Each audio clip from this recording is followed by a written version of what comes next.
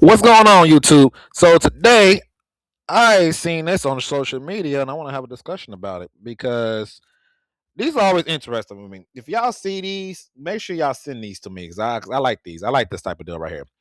It says if these characters were villains in their verse, who be the hardest one to deal with?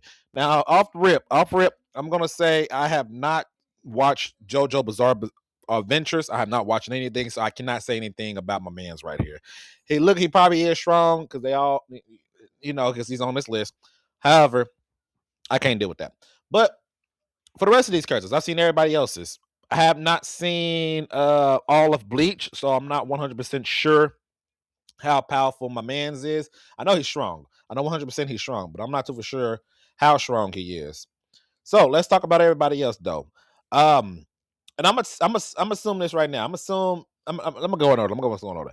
So we're talking about Beanie Maru from Fire Force. Now it depends on where you at in Fire Force. No matter if I don't know if you're just watching the anime itself or the manga, or you read the manga or so, but he is very powerful. He's very, very strong. He took on a like he took on like a clone version of said of himself or something or something like that. But he was able to pretty much just one shot the guy. So that guy wasn't anything on my man's level. So being Maru, he'll be dangerous, but Shinra Bantraman, which is his most powerful form, that's an argument right there. That's be the argument. So he wouldn't be able to just clear or be the hardest one to deal with because of that alone. You know what I'm saying?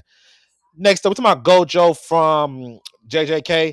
And one will assume that he's probably, we all know he's kind of strong and stuff, but it's being hinted that Sukuna, with all his fingers, with all 20 fingers, he's most likely on his different level. And then in the manga wise, spoiler alert, your man's got hit. You know what I'm saying? So clearly he's not the strongest. Now when I'm talking about who'll be the hardest to deal with, it is having to do with both villains and the heroes dealing with said character and who will win out for that. That's what I'm doing. So next up we got my man's oops, I screwed up. Right now we got my man's Escanor pulling up on the scene right here. Now Escanor, he has a very interesting case because he could be technically be the strongest out of all the my stuff is just messing up clearly. What am I doing? What's happening here? What's happening? What is happening? Golly. Um, my man Escanor. Yep. My man Escanor, he's powerful. He's very powerful in the Seven Deadly Sins universe. However, the Demon King himself, the Supreme Deity, they both existed. Now he did fight the Demon King himself, but the Demon King did pretty much outbeat him. Plus, Escanor had to go to the one ultimate to actually be a threat, and even still, they still couldn't defeat the Demon King without him. This is the Demon King at full power. I'm talking about. That means all the commandments and everything like that. There's no way Esnark can beat him. He was able to beat Meliodas, but that was only assault mode Meliodas. That's not final form Meliodas. That's not including all the commandments that he would snatch up either. So no to that either. Netero from Hunter x Hunter, my man's right here. He was he wasn't even stronger than Mario. He wasn't stronger than him because he had to use.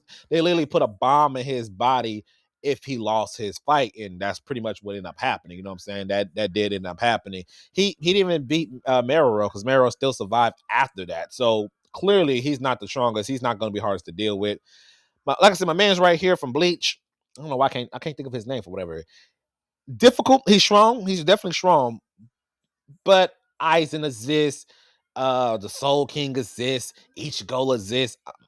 I don't think he can take on all of them. You know what I'm saying? I don't think that's possible. I don't think so. Levi is probably the strongest human. Him and uh homegirl. I forgot her name. Misaka. I think that's how you say her name. Strongest human. But you add in the Titans and what they can do and their abilities to do it. If he got jumped by all nine, he's not touching those nine in a battle. He's just not touching them in a battle. So not the strongest. My man L is very intelligent, very very intelligent. He was just outsmarted by Light. Light was just a little bit smarter than him. But then on top of that, we after you find out that L, there's a whole organization with people that's just like L that has the same thought process, and it took two of them. Took was it nine and the other guy, them working together to equal it or surpass L. I think nine was even smarter than L, in my personal opinion, because when I was watching it, I was like, man, this is crazy how we have to redo all this. But then I'm like, well, L had all these episodes to build up to figure out whether or not Light was Kira or not. You turn around, Nine did that in a short amount of time. His intelligence is just on that level. I think he's on. I think I don't think L would be that problem. Your winner, like I said, I saw my man's from JJ. I'm not too sure from JoJo Bizarre. I don't know, but it is Yoriichi. Yep, Yoriichi. There's a reason why the Demon Slayer. There's a reason why breathing techniques existed. It's because of him. He learned the very first. He starts off the whole sun technique. He started the sun technique, and then no one can copy the sun technique. So he created the other breathing techniques. So everybody is just a cheap original from his technique. Muzan, my man Muzan is having paranoia flashbacks, like when they got his blood, especially the upper ranks got his blood, and they saw the earrings. They had a mental flashback to this man. This man was up her body in Muzan.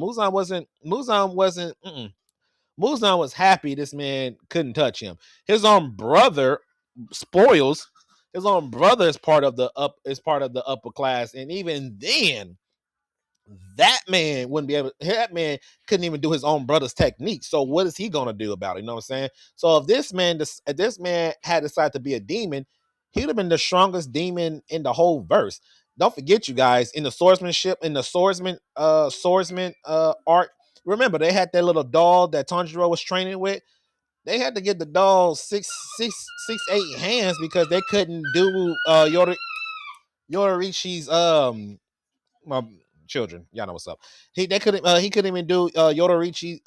They couldn't copy Yororichi's fighting style because they was like he just moves too fast. It felt like he's had 6 hands.